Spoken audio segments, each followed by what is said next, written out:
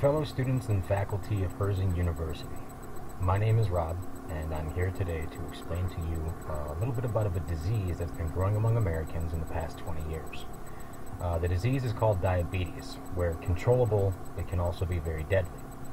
I'd like to go into some detail about what diabetes is, as well as some of the emotional and physical effects that it can have on the afflicted, as well as how to properly manage it. The first question is, what is diabetes? Well, diabetes is a controlled disease in which the pancreas no longer produces or produces too little of a natural hormone that everyone needs called insulin. It can also be genetically inherited through the family bloodline. Insulin manages the level of sugars in your blood, which your body needs for energy. Too much sugar in the blood can cause you to go DKA, which is labeled diabetic ketoacidosis. Too little sugar can cause complications like dizziness, fainting, vomiting, nausea, or even a coma. Diabetic ketoacidosis, in turn, can cause damage to your kidneys, your nerves, your eyes, your internal organs, muscle tissue, and your heart. If left untreated, being DKA can also cause the individual to become comatose. We've covered some of the basics of diabetes, about what it is, some of the complications it can cause.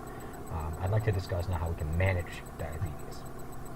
Proper management of diabetes and how can it be controlled. Well, the first step is the proper monitoring of blood sugar levels. When someone is diagnosed with a type 1 diabetic affliction, it's essential to check your blood sugar levels with a glucose meter before eating and if you're feeling ill. The normal blood sugar levels are between 70 and 120. A glucose meter pretty much comes with a little strip, and you prick the tip of your finger, check your blood. If it's anywhere between 70 and 120, you're normal. A little bit higher, you're kind of like medium at it. But anything above 200, high risk, you need to go to the hospital. The second step, in order to help with type 1, even type 2 diabetes, is by maintaining a healthy diet, watching your carbohydrate count, and making sure you snack on healthy foods such as salads, cheeses, or whole wheat crackers.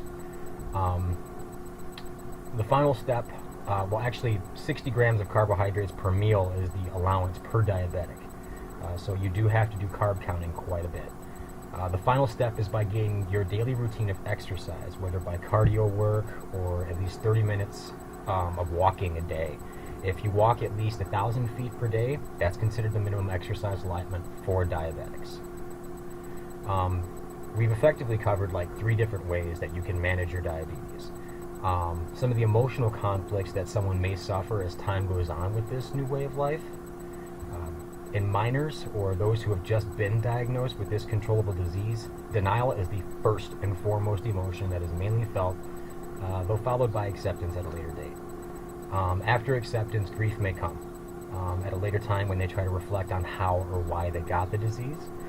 They also question about whether they could have done something differently, whether or not they could have changed their diet at an early onset. But in most cases, it is genetic, so you will eventually get it if you are not very careful.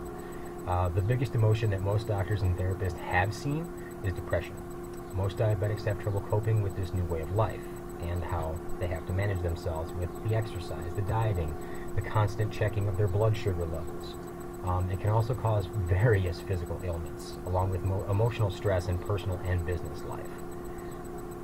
But millions of Americans and people all over the globe suffer from this disease every day. I am actually a type 1 diabetic myself. But however, with knowing what diabetes is and how to properly manage it, you can help save the life of yourself or someone else that you live with that has diabetes. It's not an end-all disease. It can be controlled and in some cases prevented at early on stages. With the new information that I have just given to you, I hope that I have helped you in some way to better understand this disease and how you can cope to prevent it for ourselves, even for children.